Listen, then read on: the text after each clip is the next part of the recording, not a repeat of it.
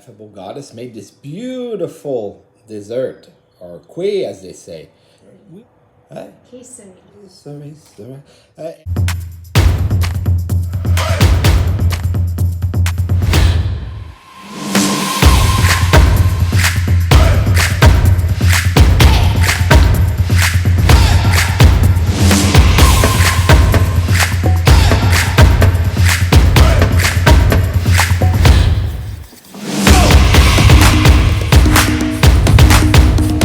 I think this looks done.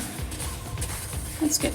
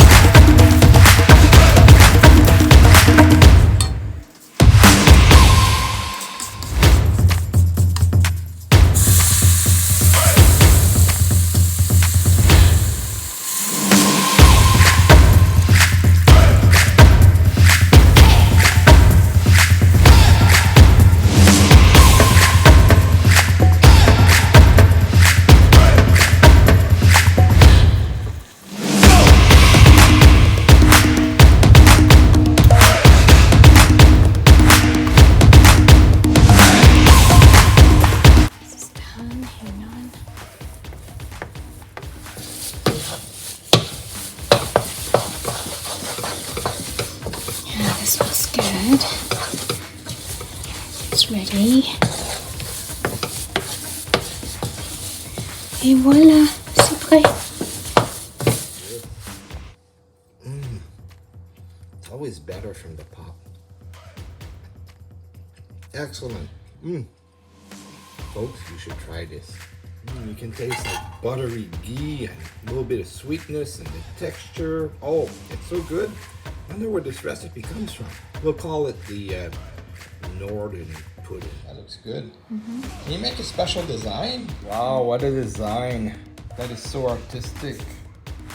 It's like sand crabs. Is that for me? Sure. Okay, what a nice dessert.